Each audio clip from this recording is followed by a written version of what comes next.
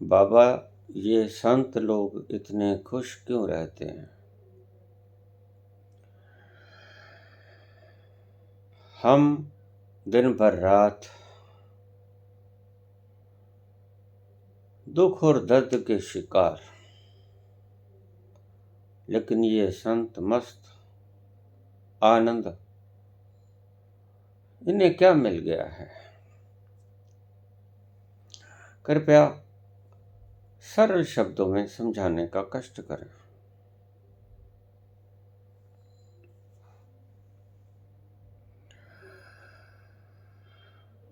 मैं अपने साथ रहता हूँ हमेशा। मैं अपने साथ रहता हूँ हमेशा। अकेला हूँ मगर तन्हा नहीं हूँ। मैं अपने साथ रहता हूँ हमेशा। अकेला हूँ मगर तन्हा नहीं हूँ। ये 4 शब्दों में संतों का राज। तुम समझ जाओ तो समझ जाओ। अकेला हूँ, मैं अपने साथ रहता हूँ हमेशा। अकेला हूँ मगर तन्हा नहीं हूँ।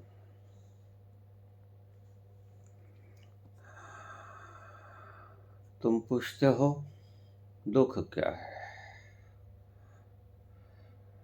मैं अपने साथ रहता हूँ हमेशा। अपने से दूर हो जाना दुख है। अगर थोड़ी सी रात को आप नींद में अपने साथ रह लेते हो तो गनीमत समझो। अगर ये रात ना होती, ये नींद ना होती तो आप पागल हो गए होते कब के।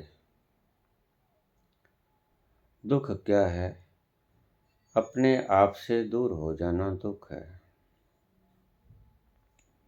कुर्सी में उलझ गए, मोह में उलझ गए, लोभ में उलझ गए, अहंकार में उलझ गए।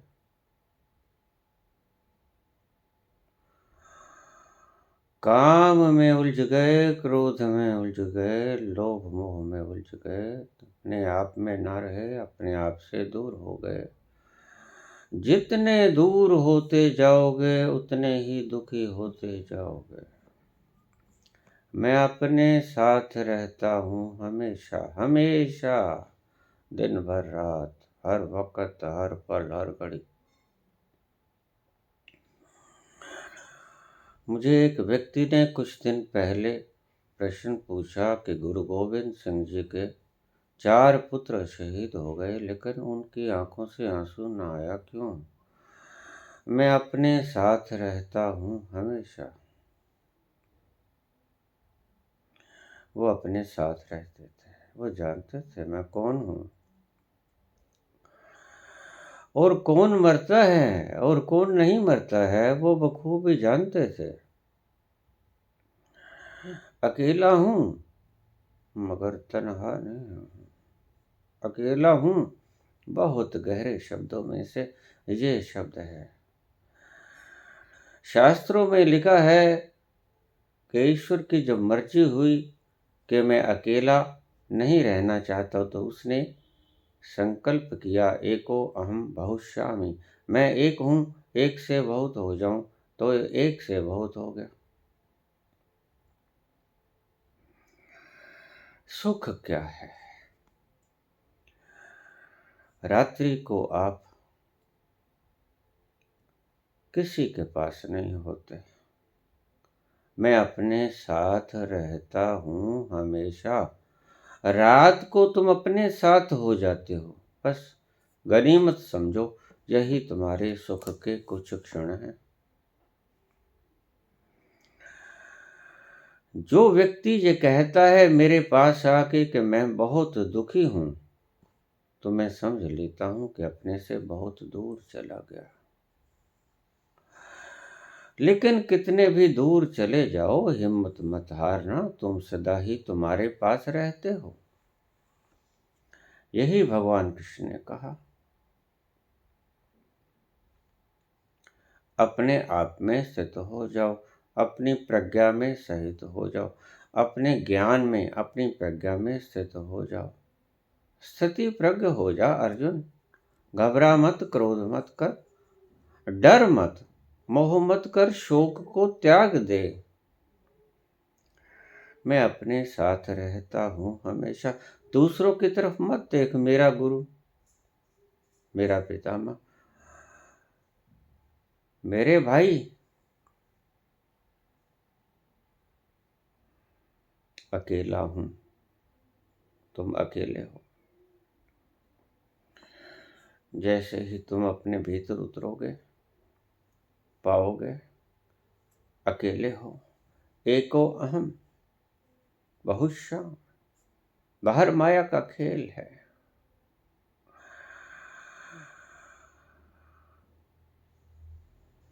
तुम तो एक हो। अकेला हूं मगर तन्हा नहीं हूं। ऐसा अकेला नहीं हूं कि मुझे दुख छू भी सके। दुख मुझे छू नहीं सकता, लेकिन मैं अकेला हूं। तुम चाहते हो इकट्ठा करना, क्योंकि तुम्हें अकेले होने में डर लगता है। तुम तन्हा हो जाते हो। अकेले होते ही तुम तन्हा हो जाते हो। लेकिन मैं अकेला हूं मगर तन्हा नहीं हूं। मैं दुखी नहीं हूं। मैं अकेलेपन में असमर्थ नहीं हूं। मैं अकेलेपन में भी सुखी हूं। मैं अकेलेपन से ही सुखी हूं। सो पूछा है कि दुख क्या है? अपने से दूर चले जाना। और जब भी कभी तुम्हें कोई गुरु तुम्हें तुम्हारे दुख का कारण न बता सके, तो मेरे इन शब्दों को हृदय में बसा लेना कि तुम अपने आप से बहुत दूर जा चुके हो। जितने ज्यादा दुखी हो उतने ज्यादा दूर हो, और जितने ज्यादा सुखी हो उतने अपने पास हो।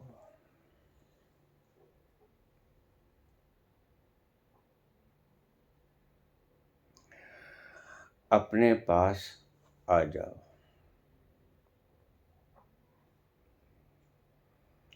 यही तो रमन कहते हैं, नो दाय सेल्फ। जैसे ही जानोगे, अपने पास जाके ही तो जानोगे। ऐसे दूर से कैसे जान पाओगे? उस उद्यान के पास जाकर उसके भीतर प्रवेश करके ही जाना जा सकता है कि ये खुशबू मेरी ही है।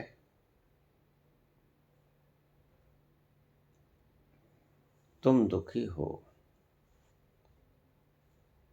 तो इसका सीधा सा मतलब है, जब भी कभी दुखी हो ना, तो ठहर जाना, मेरे ये शब्द याद कर लेना।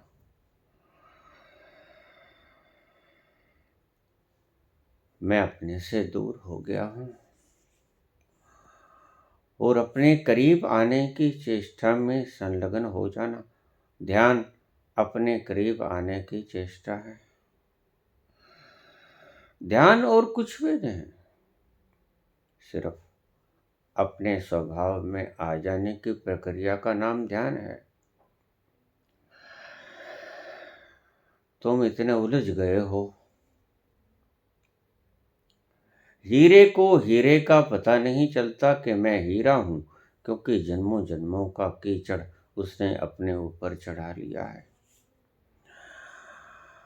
अब जब भी वो देखता है, ऊपर जमा हुआ कीचड़ देखता है, तो भ्रम में पड़ जाता है कि मैं कीचड़ हूँ।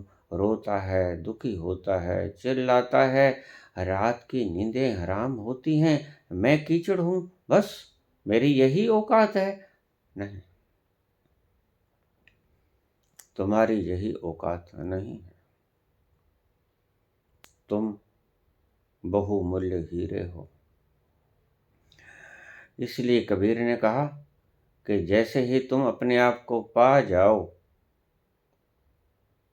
वैसे ही हीरो पायो, गांठ गठियायो, अपनी गांठ में बांध लेना और चुपचाप चले जाना अपने घर, विश्राम कर लेना।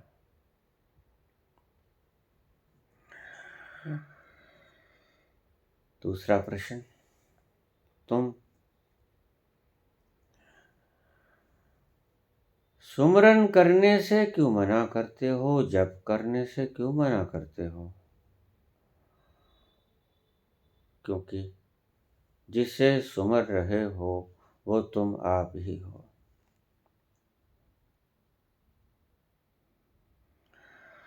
तुम खुद को सुमरन करने जा रहे हो, इसलिए मैं रोकता हूं कि रुक जाओ, अभी तुम्हें मालूम नहीं है। जिसे जप रहे हो वो तुम हो, जिसे बुला रहे हो, जिसे पुकार रहे हो, जिसे आवाज दे रहे हो, वो तुम ही तो हो। इसीलिए मैं रोकता हूं कि रुक जाओ, मत जपो, मत सिमरो, सुमरन बंद करो, स्मरण करो। स्मरण, मैं कहता हूं सुमरन नहीं, जाप नहीं करना है, माला नहीं फेरनी है, स्मरण करना है। स्मरण यानी याद, याद करना है कि तुम वो तत्व हो जिसे तुम याद कर रहे हो, जिसका तुम जप कर रहे हो, वो तुम खुद ही तो, तुम्हारा खुद ही का तो अस्तित्व है। इसीलिए मैं जप की मनाही करता हूं कि जप बंद करो, क्योंकि अपने आप को जपना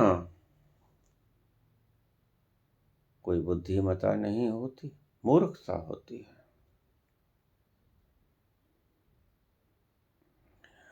अपने आप को भी कभी कोई जपता है? ये तो महामूर्खता है। इसलिए मैं जप की मनाही करता हूं। मैं नहीं कहता कि जपो, मैं कहता हूं कि याद करो। सुमरन मत करो, स्मरण करो, याद करो, ढूंढो, नो, जानो दाय सेल्फ, अपने आप को। हु आर यू, तुम कौन हो?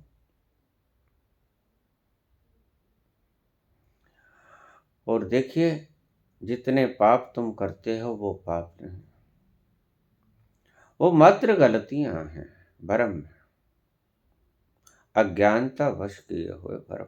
पाप नाम की कोई चीज होती ही नहीं,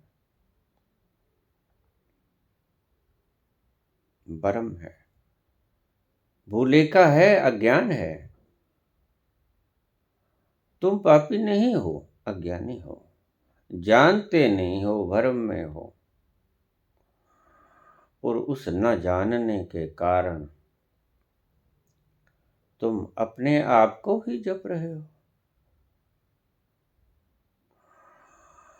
अपने आप को भी भला कोई जपा करता है, और अपने आप को जपना कोई बुद्धिमानी कहलाता है? नहीं। इसलिए मैं रोकता हूं कि ठहरो, अभी तुम्हें पता नहीं है कि तुम किसे जप रहे हो।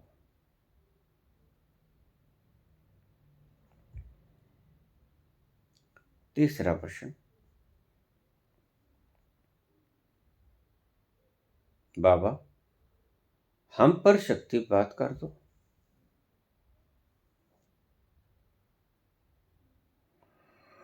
इसे ऐसा समझो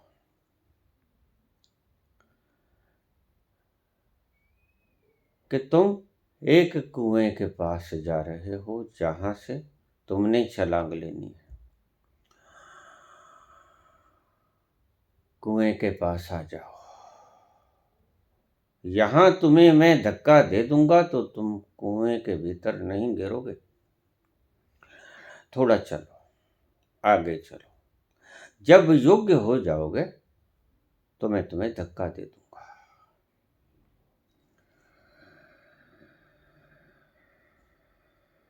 अभी मैं तुम्हें धक्का भी दूंगा तो तुम कुएं के भीतर नहीं गिरोगे, तुम जमीन के ऊपर गिर जाओगे, मात्र चोट खा जाओगे। मेरी शक्ति भी व्यर्थ हो जाएगी और तुम्हें मिलेगा भी कुछ नहीं चोट के सिवा। धक्का तब दूंगा मैं तुम्हें, पुश तब करूंगा मैं तुम्हें, जब पुश करने में कोई सार होगा। एक अफीमची कुएं के किनारे बैठा बोल रहा था, 25 अफीम खाई हुई थी, आंखें चढ़ी हुई थी। 25 उसके पास से एक आदमी गुजरा, उसने कहा ये क्या बोल रहा है, 25 आगे बढ़ ही नहीं रहा। वो गया अफीमची के पास, वो कहने लगा कि भैया आगे भी गिनती होती है, 25 ही तक गिनती नहीं होती, आगे भी होती है, गिनो 26, 27, 28 होती है।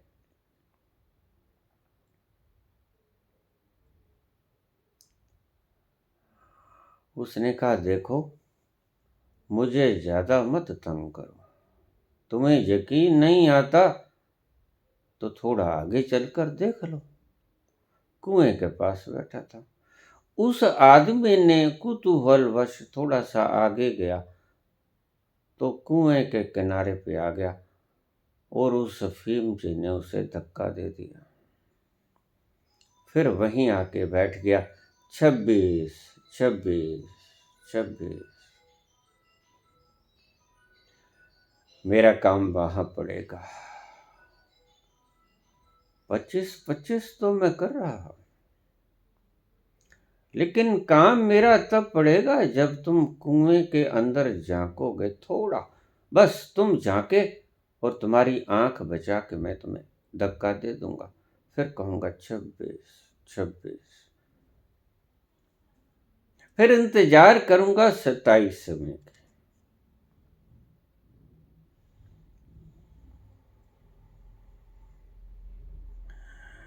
कर दूंगा, तुम योग्य हो जाओ। अभी तो तुम समतल भूमि पर चल रहे हो, कुएं के किनारे पे नहीं हो। कुएं के किनारे पे आ जाओ, शक्तिपात भी कर दूंगा।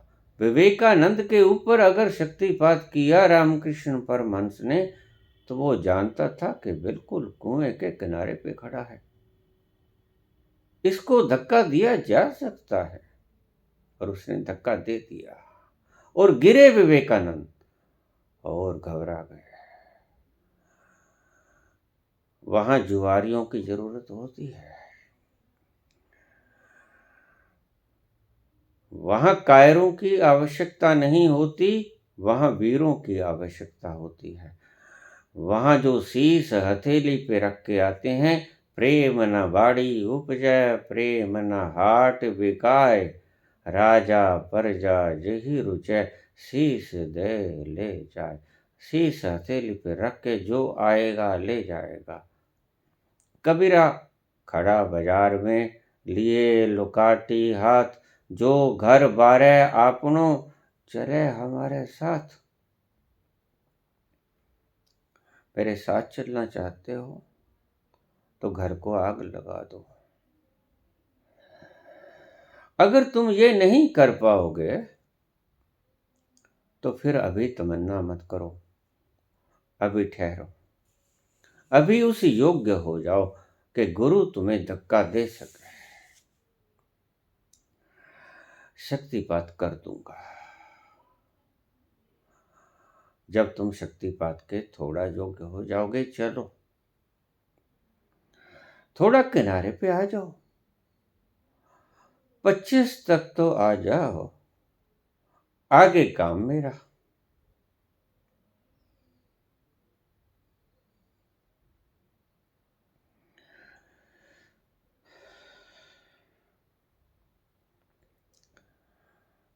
चौथा प्रश्न पूछा है, क्या आलसी परमात्मा तक पहुंच सकता है, आलसी ही परमात्मा तक पहुंच सकता है। बड़ा अजीब सूत्र दिया है मैंने आपको।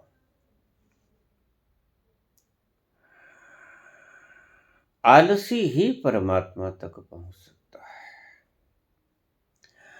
आलस बड़े से बड़ा सौभाग्य है। इसीलिए मैं सदा कहता हूं, कुछ न करो। और यह भी ध्यान रखना कि मेरी बातों से बहुत से सियाने व्यक्ति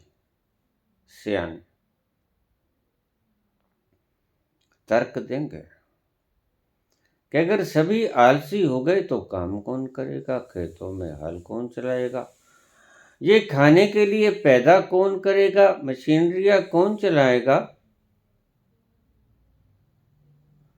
ये सब काम धाम संसार के रुक जाएंगे? नहीं, कहाँ रुकेंगे, बिल्कुल वैसे ही चलेंगे। ये जिंदगी के मेले दुनिया में कम ना होंगे, अफसोस हम ना होंगे। कौन कहता है? कोरोना से पहले लोग मेरे पास आते, मुझे कहते, बाबा मजे तो तुम्हारे, भीतर पड़े हो आराम, नहीं कहीं जाना, न कहीं आना, न कहीं कोई दिमाग पे झंझट, न झगड़ा, मौज से पड़े हो। मैं चुप रह जाता। कोरोना काल आया, 21 दिन का लॉकडाउन हो गया, और उन्हीं लोगों के फोन मेरे पास आते कि बाबा आप इतने सालों से अकेले एक जगह पे बैठे कैसे हो? हम तो तीसरे दिन हुए हैं, हमारी ढुई अकड़ गई है, पीठ में दर्द होने लगा है, तुम्हारी परिभाषाएं बदल जाती हैं। अंदर बैठना आसान है क्या? बैठना बहुत मुश्किल है। मुझसे पूछते हैं कि भगवान को कैसे प्राप्त करें। मैं कहता हूं, कुछ ना करो बाबा, कुछ ना करे, कुछ ना करो। और ध्यान रखना, मुश्किल से मुश्किल काम है कुछ न करना। इसको इतना आसान मत समझ लेना, जब करोगे तो समझ आएगा। कभी शरीर पे चींटियां रगड़ेंगी, आप खुजलाने लग जाओगे,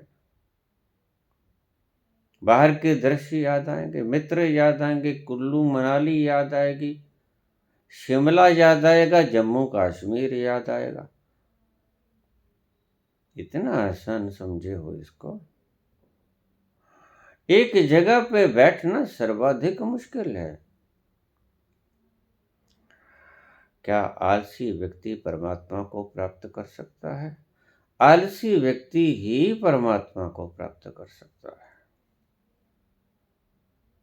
परंतु वह आलस थोपा न गया हो। ये शब्द अच्छी तरह से समझ लेना, नहीं तो तुम निकम्मे हो जाओगे, आलसी नहीं होगे। ध्यान से समझना मेरी बात को। निकम्मा होना और आलसी होना एक ही बात नहीं है, पर्यायवाची शब्द नहीं।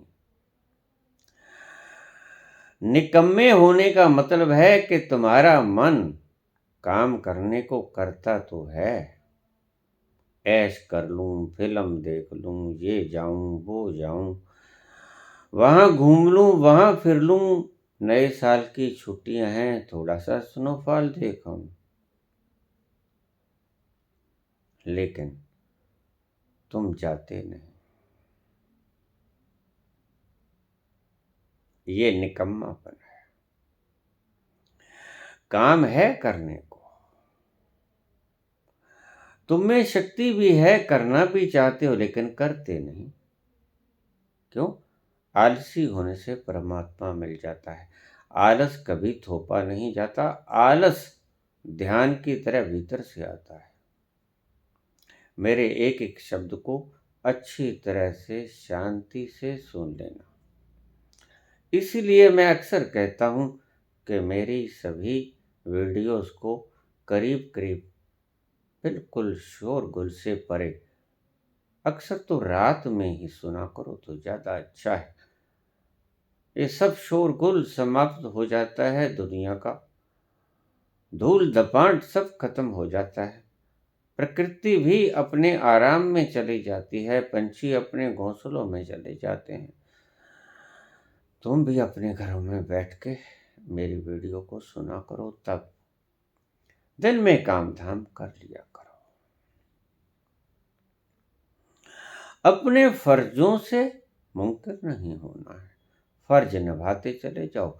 वेल जद भी मिलिए फर्जा तो वेल, जब भी फारिग हो जाओ, फुर्सत में हो जाओ, तेरे मुख दी किताब ले बैठा, तो फिर उसके मुख की किताब ले बैठना। उसके मुख की किताब ले बैठना शुरू शुरू से तो यहीं से शुरू करना पड़ेगा। अभी कल ही एक व्यक्ति कहने लगा कि आपने कहा कि फारिग हो जाओ, विश्राम में आ जाओ। तो अगर फारिग हो गए, काम कौन करेगा? मैंने कहा काम के बाद जब फारिग हो जाओ तो ताश मत खेलना। काम के बाद जब फारिग हो जाओ, फुर्सत में आ जाओ, तो फिल्म मत देखना। फुर्सत में जब हो जाओ, काम करने के बाद, अपने फर्ज निभाने के बाद, तो मटर गश्ती मत करना। मैं ये कह रहा हूं, तुम मेरे शब्दों को इतने ब्रॉड स्पेक्ट्रम मत लिया करो, बहुत ज्यादा फैला लेते हो।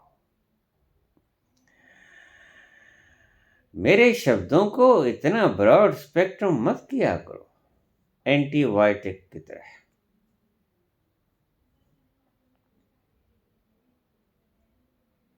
मेरे शब्दों को समझो। जब मैं कहता हूं कि फुर्सत में आ जाओ, इसका अर्थ क्या है? कि जब भी तुम्हें फुर्सत मिले, फुर्सत में आ जाओ, अपने भीतर उतर जाओ। जब भी आराम मिले, वेल जब भी मिली है कम्मा तुम, वेल जद भी मिली है फर्जा तुम। अपने फर्ज तो निभाने ही है, निभाने पड़ेंगे ही। तुम्हारा मन ही नहीं टिकने देगा तुम्हें। तुम बात को इतने लंबे चौड़े ले जाते हो कि एक बात को एक रंग में रंग लेते हो। तुम्हें बहुरंगी दुनिया का पता ही नहीं है।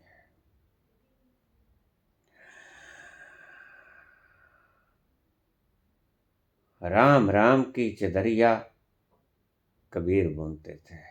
कब काम छोड़ा उन्होंने?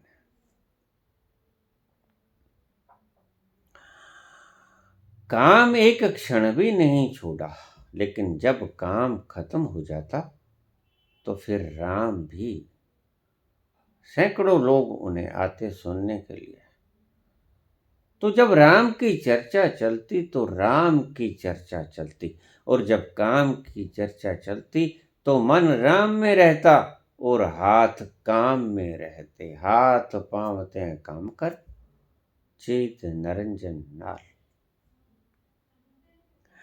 चित को उसमें डूबने दो, हाथ पांव से अपने काम करते रहो।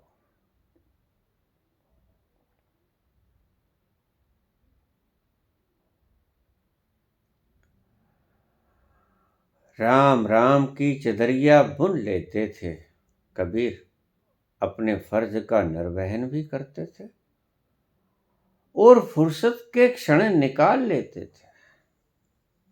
और जैसे ही फुर्सत मिलती, वैसे ही तेरे मुख की किताब ले बैठा। कौन कहता है काम ना करो? और तुम रह ही ना पाओगे काम किए बगैर। तुम देख लो आजमा के।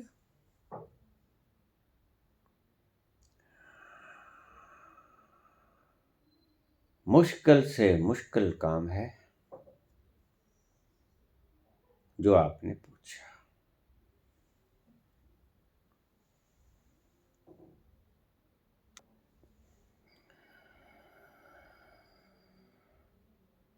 सजाएं तो हर हाल में लाजमी थी, सजाएं तो हर हाल में लाजमी थी, सजाएं तो मिलनी ही थी हर हाल में। सजाएं तो हर हाल में लाजमी थी, खताएं न करके पशेमानियां हैं, खताएं न करके पशेमानियां हैं। पशेमान इसलिए हूं कि सजा मिलनी ही थी तो खता क्यों न की। कम से कम मन में ये खुशी तो रहती,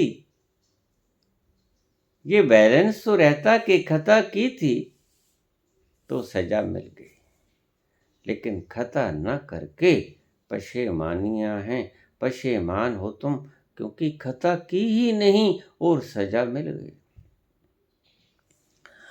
क्या करोगे उन फुर्सत के क्षणों का। फुर्सत के क्षण बहुत हैं तुम्हारे पास। तुम्हारा मन बड़ा शैतान है, नए नए बहाने खोज लेता है।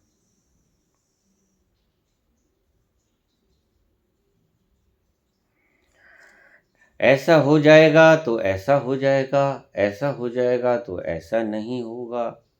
ये सब तुम्हारे मन की चालें हैं। कौन है ऐसा जिसके पास फुर्सत के क्षण नहीं है। और सच पूछो तो आज भारत में सभी के पास फुर्सत के क्षण हैं। तुम फुर्सत में सदा से हो। रोजगार तुम्हारे पास नहीं, काम धाम तुम्हारे पास नहीं, फुर्सत ही फुर्सत है। तो बाबा कहते हैं कि जब फुर्सत ही फुर्सत है तो इधर आ जाओ, मैं राह बता देता हूं, तुम इन क्षणों का भी सदुपयोग कर लो। क्या आलसी व्यक्ति परमात्मा को पा सकता है बाबा। आलसी व्यक्ति ही परमात्मा को पा सकता है। एक छोटी सी कहानी से अपनी बात को समाप्त करूंगा।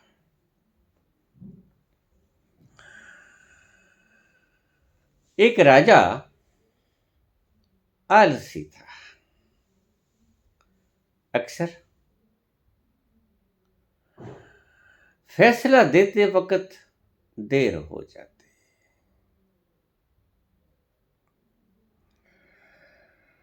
फैसला देते वक्त अक्सर बहुत देर हो जाती। हमारे न्यायालयों की तरह जैसे हमारे न्यायालय आज कर रहे हैं। इंसाफ मांगने वाले कब्र में चले जाते हैं और फिर फैसला आता है। न्याय फिर भी नहीं आता, फैसला आता है। अपने आप को बड़ा आलसी समझता था और दुखी भी होता था, क्योंकि आलसी आदमी की दुनिया कीमत नहीं डालती, जबकि आलसी आदमी ही सबसे ज्यादा कीमती व्यक्ति होता है अगर वो एक दिशा में चल पड़े।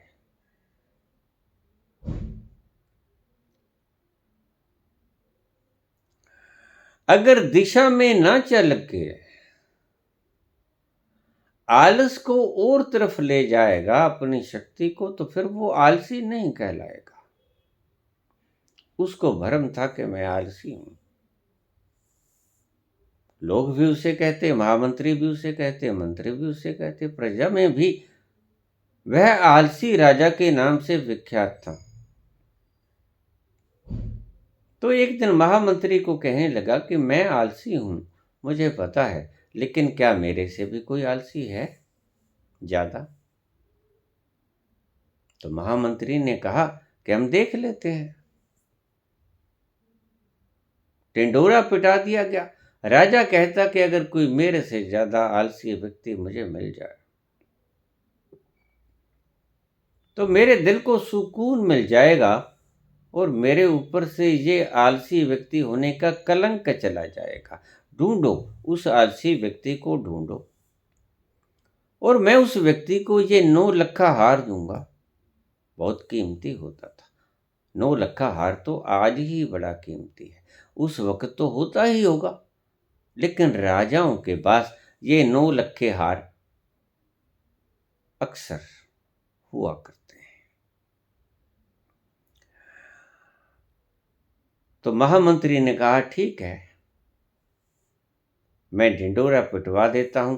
उन्होंने सारे आसपास के गांव में और अपने गांव में ढिंडोरा पिटा दिया कि जो व्यक्ति सबसे ज्यादा बड़ा आलसी होगा उसको इनाम भेंट स्वरूप 9 लक्खा हार दिया जाएगा। सभी अपने अपने स्नान ध्यान करके फला जगह पे पहुंच जाओ। सभी बंदोबस्त राजा की तरफ से, खाना पीना रहना सभी आपका, स्नान करना सभी आपका, राजा की तरफ से खर्चा उठाया जाएगा। लेकिन जो सबसे बड़ा आलसी होगा उसको 9 लक्खा हार दिया जाएगा। व्यवस्था कर दी गई, सारी सेना को लगा दिया गया और सारी सेना ने बड़ी झोंपड़ियां बना दी। उनके अंदर सभी तरह की फैसिलिटीज थी।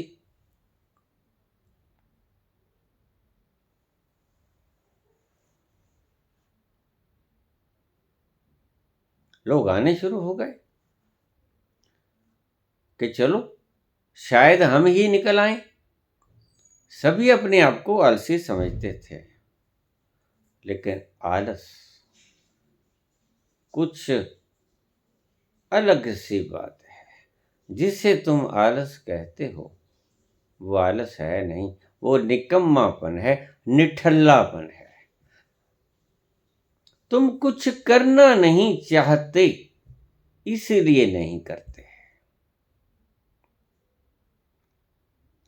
और अगर तुम्हें उसकी एवज का फल गलत लगेगा तो तुम्हारा आलस फौरन ही समाप्त हो जाएगा। सभी आलसी इकट्ठे हो गए, सबको एक एक गुफा दे दी गई। सभी उस गुफाओं के अंदर रहने लगे, बड़े आनंदपूर्ण। 10-15 दिन बीते, करीब 2 हफ्ते बीत गए होंगे। तो राजा कहने लगा मंत्री से, मंत्री, क्या तुमने बनाई है रणनीति? कैसे पहचानोगे कि सबसे बड़ा आलसी कौन? तो महामंत्री कहने लगा, महाराज बस आज की रात रुक जाओ, कल तुम्हें पता चल जाएगा। मेरी प्लान क्या है, मैं चाहता क्या हूं, मैंने क्या बंदोबस्त किस ढंग से किया है। सारी सेना, सारे मंत्री, सभी को राय समझा दी गई थी, क्या करना है, कब करना है। अंधेरा हुआ, अर्धरात्रि को सभी झोंपड़ियों को आग लगा दी गई।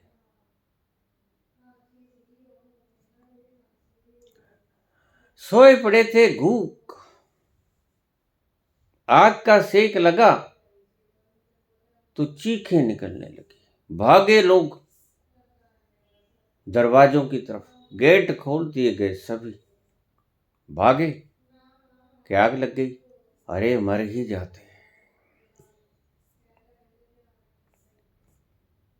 वो उससे आगे, वो उससे आगे, वो उससे आगे।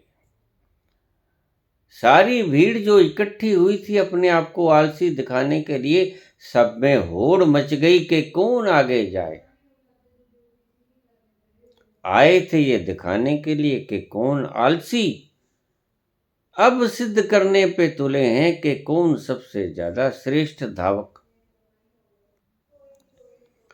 आग फैलती जा रही है, जैसे जैसे लोगों को आवाजें सुनाई पड़ रही हैं, लोग फटाफट छोड़ के अपनी झोपड़ियों को भागे जा रहे हैं। सभी निकल गए। तो सैनिकों ने देखा कि जरा पड़ताल कर रहे हैं, कोई जल ही ना गया हो, कौन जाने। तो जब पड़ताल करनी शुरू की तो सभी झोपड़ियां खाली मिली। एक झोपड़ी में एक आदमी सर्द रात में रजाई लेके पड़ा, आराम से घुराड़े मार रहा था, खर्राटे। उसे फौजी ने कहा, रे उठ। उसने देखा आसपास तो आग आग आ गई थी, उसकी रजाई की आग लग गई थी। अरे उठ, जल जाएगा, आग लगी हुई है, सभी झोपड़ियां जल गई, तेरी झोपड़ी भी जल गई, उठ, जल जाएगा।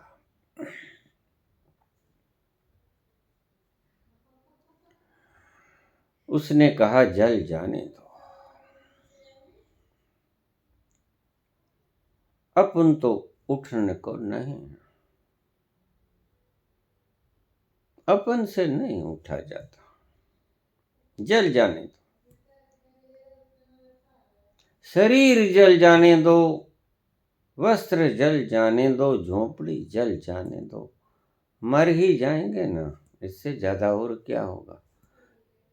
इससे ज्यादा तो आग कर भी नहीं सकती, जला देगी, मार देगी, कोई बात नहीं, तुम जाओ, तुम काहे मेरी नींद में खलल डाले जा रहे हो, जाओ यहां से, भागो।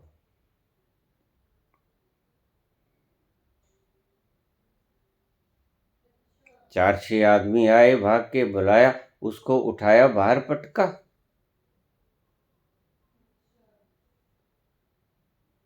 अरे मरना है क्या, पागल हुआ जा रहा है, सारी दुनिया निकल गई, तू मौत से खर्राटे भरे जा रहा, और तेरे को कहा कि जल जाएगा, मर जाएगा, तू कहता कि मर ही जाएंगे, और एक दिन वैसे भी मर ही जाएंगे, कौन बचा है यहां। और फिर जिंदा जले कि मर के जले, जलना ही तो है। तुम काहे तंग करे हो, मेरी जान ना खाओ, मेरे कान ना खाओ, तुम जाओ। अरे हद हो गई। राजा को बुलाया गया, 9 लखा हार मंगाया गया,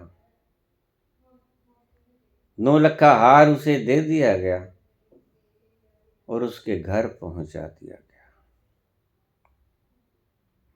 ये होता है आलस।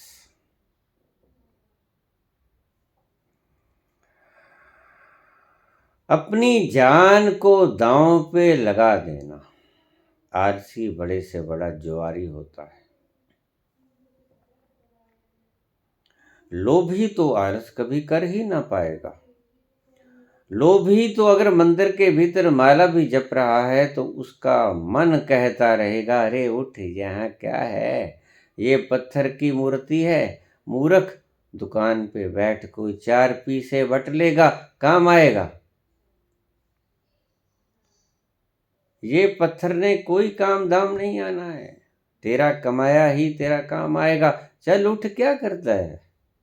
और लोग बोग भी यहाँ नहीं है जो देखें, इसलिए अकेला बैठा क्या करता है, चल दुकान खोल ले। आलसी होना बहुत बड़ा ईश्वर तक पहुंचने का पैमाना है।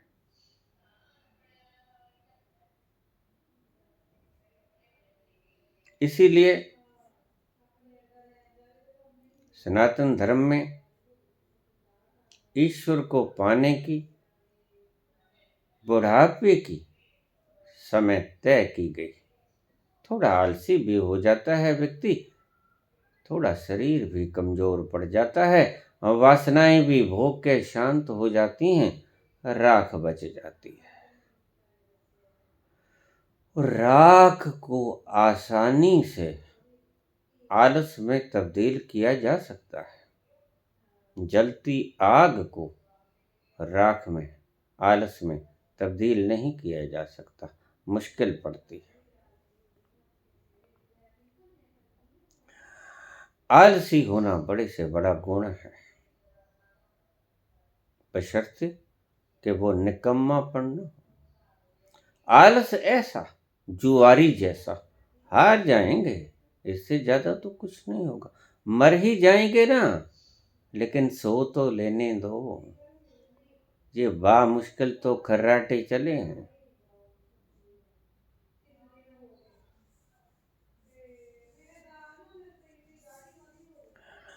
क्या आलसी व्यक्ति परमात्मा को पा सकता है? हाँ, परिश्रमी व्यक्ति परमात्मा को नहीं पा सकता। ये बिल्कुल उल्टी बात मैं बोल देता हूँ। परिश्रमी जितना ज़्यादा परिश्रम करोगे, चूक जाओगे, ईश्वर से चूक जाओगे। परिश्रम करके तुम संसार को पा सकते हो प्रचुर मात्रा में।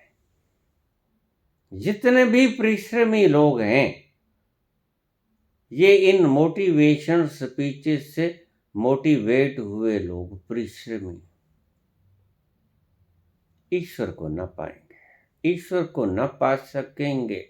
परिश्रम द्वारा ईश्वर नहीं पाया जा सकता। ईश्वर फुल रेस्ट का नाम है। ईश्वर खुद जब पूरी रेस्ट में पड़ा है तो उस तक वैसा ही बनकर जाया जा सकता है।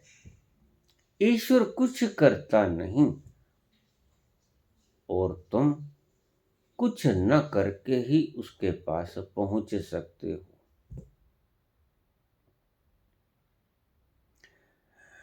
ईश्वर न कुछ करके भी सब कुछ कर देता है, कैटेलिटिक एजेंट की तरह। अब समझा गई होगी बात आपको। कुछ व्यक्तियों के मन में ये सवाल उठे होंगे कि आप कहते हो कि सब कुछ ईश्वर करता है। बिल्कुल करता है, कैटेलिटिक एजेंट की तरह करता है। उसके बिना कुछ हो ही नहीं सकता। कोई केमिकल रिएक्शन उसकी मौजूदगी के बिना नहीं हो सकता। इसीलिए मैं कहता हूं कि ईश्वर कुछ न करके वो पड़ा रहता है। कैटेलिटिक एजेंट का काम क्या होता है? सिर्फ पड़े रहना, उस घोल के भीतर मौजूद रहता है और उसकी मौजूदगी सब कुछ करवा देती है। अगर वो मौजूद ना हो तो कुछ भी नहीं होता। तो ईश्वर कुछ भी नहीं करता, सिर्फ मौजूद रहता है और सब कुछ कर देता है। सब कुछ हो जाता है उसकी मौजूदगी में। आलसी होना कोई छोटी कला नहीं, आलसी होना कोई छोटा गुण नहीं है।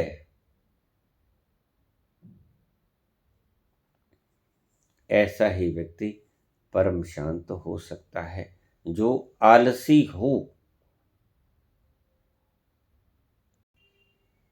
लेकिन आलसी होना ईश्वर की दात है।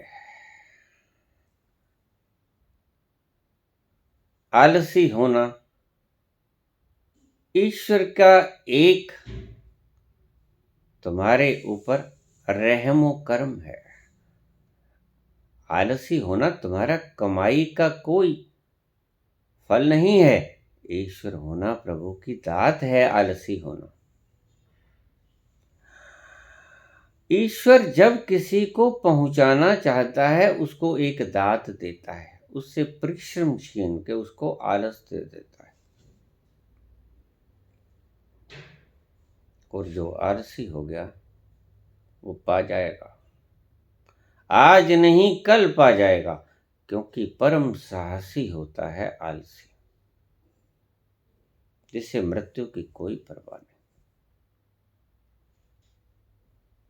तो बाबा, ये संत लोग सदा खुश क्यों रहते हैं? उसका भाना में, उसकी इच्छा में स्वीकृत रह गए। जो उसकी इच्छा में स्वीकृत हो गया, भला बुरा सबका सुन लीजो, कर गुजरान गरीबी में, मन लागो मेरो राम फकीरी में। फकीर लोग ही खुश रह सकते हैं, तुम्हारे तथा कथित इंडस्ट्रियलिस्ट नहीं, तुम्हारे तथा कथित धनवान लोग नहीं। वो सुख का क्षण लेश मात्र भी नहीं ले सकते। उन्हें पता ही नहीं होता। उन्हें सुविधा का पता होता है, सुख और परम सुख का उन्हें कभी दर्शन भी नहीं हुआ होता। और अगर कभी गलती से उन्हें परम सुख की एक झलक भी मिल जाए तो समझो वो दिन उनके लिए सौभाग्यशाली दिन होगा। मैं अपने साथ रहता हूँ हमेशा। मैं अपने साथ रहता हूँ हमेशा, अकेला हूँ मगर तन्हा नहीं। मैं अपने साथ रहता हूँ हमेशा, अकेला हूँ मगर तन्हा नहीं हूँ। धन्यवाद।